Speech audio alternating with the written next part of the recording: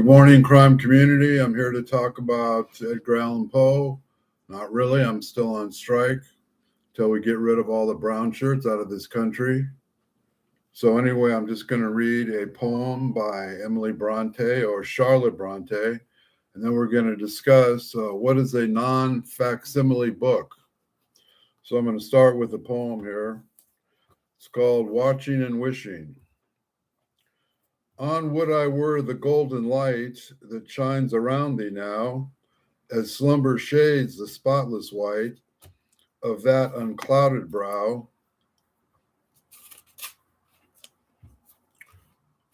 It watches through each changeful dream, thy features' varied play. It meets thy waking eyes' soft gleam by dawn, by opening day.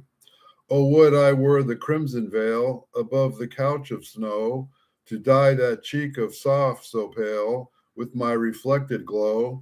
Oh, would I were the cord of gold, whose tassel sets with pearls, just meets the silken covering's fold, and rests upon thy curls, disheveled in thy rosy sleep, and shading soft thy dreams. Across thy bright and raven sweep, the golden tassels gleam. I would be anything for thee, my love, my radiant love. A flower, a bird for sympathy, a watchful star above. That is the end of Charlotte Bronte's poem, Watching and Wishing. Now we're going to try to explain what a non-facsimile book is. So I'm going to start by showing a facsimile book.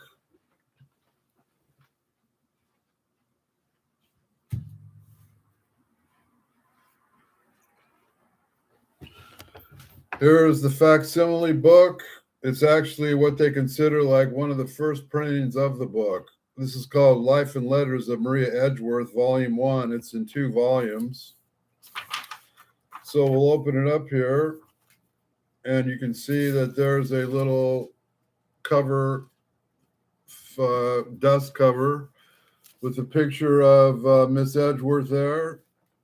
This is what they call a facsimile book because it's the original print, and all the books printed after this were just a damn copy of the same thing. So a non-facsimile book is an editor who actually takes the original and reformats it, reprints it, reputs all the words in proper formatting so you just don't get a copy. And then let me tell you, from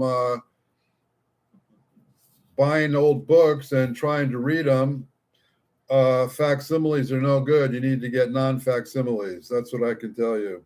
So this book was published in 1894. That's a facsimile book.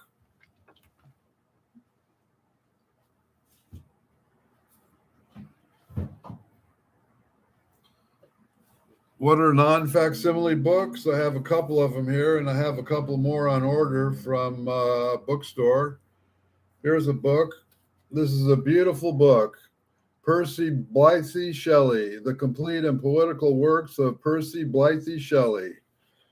This is a beautiful book because it's not a facsimile. The editors actually took time to reprint the words and the pages so that you can read them. And this is a wonderful book, very hard to find.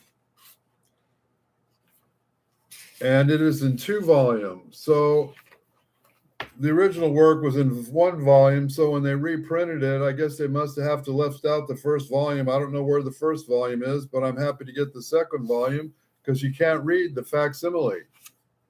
So I'll just read the first stanza of this book. Written by Bracknell, composed March 1814, published in Hoag's Life of Shelley, 1858.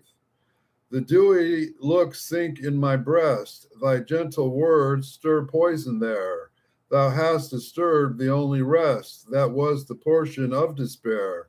Subdued to duty's hard control, I could have borne my wayward lot. The chains that bind this ruined soul had cankered them, but crushed it not.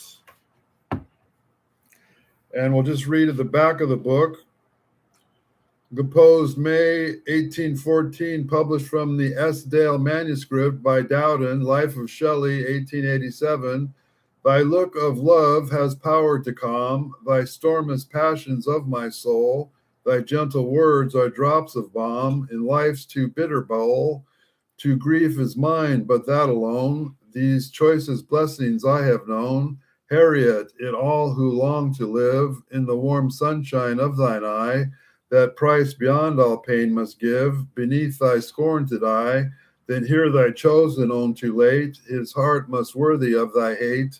Be thou then one among mankind, whose heart is harder not for state, thou only virtuous, gentle kind, amid a world of hate, and by a slight endurance seal, a fellow being's lasting weal. For pale with anguish in his cheek, his breath comes fast, his eyes are dim.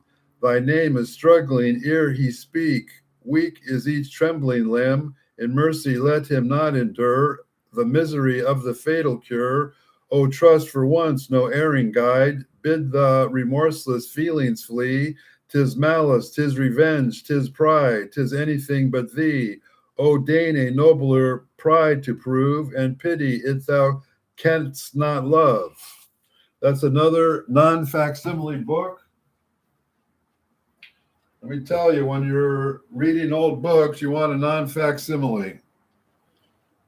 I'm up to my ass here in Providence, and I'm waiting from letters from about 4 or 5 different friends of the library. So because they all want the facsimiles, because they all got autographs from people from the 1900s. So here's another non-facsimile book. This is a beautiful book. She's praying. She's in a praying position. This is called Clarence by Catherine Maria Sedgwick, edited by Melissa J. Homestead and Ellen A. Foster. She was one of the first. We'll just read what it says. The new edition of Clarence continues the important resurrection of Sedgwick's writing for the use of both scholarship and teaching. The editors have done an excellent job of constructing a user-friendly edition of this important novel, while also including appended materials that richly contextualize it in antebellum literary history and transatlantic literary cultural relations. The edition will undoubtedly get a lot of good use in the future. Philip Gould, Brown University. Homestead and Foster prove that this intensely urban novel deserves a central place in the American literary canon. Both the novel itself and the scholarly apparatus they supply show that Americans were producing fine novels of manner in early as 1830, an excellent edition of a fascinating novel, richly contextualized and historized. Susan K. Harris, University of Kansas. A pioneering American novel of manners first published in 1830, Catherine Maria Sedgwick's Clarence follows Harris Gertrude Clarence as she negotiates the perils of a marriage market in New York City. Giving Gertrude's family English and Caribbean histories, Sedgwick aligns to the United States in the 1820s with the larger Atlantic world. This edition of Sedgwick's composition novel will contribute to the rethinking of the history of the American novel of manners and to the shape of Sedgwick's career as one of the most important novels in the first half of the 19th century.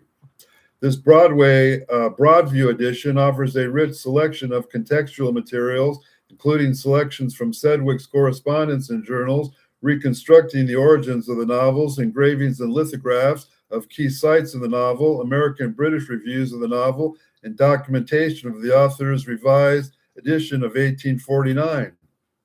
So this is a beautiful book.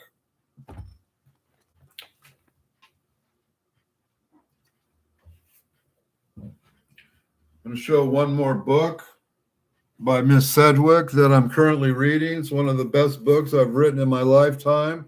It's called Hope Leslie. Hope Leslie, 1827, set in the 17th century New England, is a novel that forces readers to confront the consequences of the Puritan subjugation and displacement of the indigenous Indian population at the time, when contemporaries were demanding still more land from the Cherokees, the Chickasaw, and the Choctaws. Mary Kelly, J.S. Dickey Professor of Social Sciences, teaches intellectual history and women's history at Dartmouth College. I got a letter from Swarthmouth College about my Providence work. The author of Private Women, Public Stage, Literary Domesticity in 19th Century America She has also co-authored The Limits of Sisterhood, The Breacher Sisters on Women's Rights and Women's Sphere. Most recently, she edited The Portable Margaret Fuller. So this is another of Catherine Sedgwick's books. I hope we've learned a little bit today about what facsimile and non-facsimile is. We have a problem in this country with editors. They just take a book and reprint it and sell it. Why don't you republish it by reprinting it and resetting the type so people can read it? So now you know the difference between a facsimile and a non-facsimile. So you learned something today. Good. Have a nice day. Like and subscribe.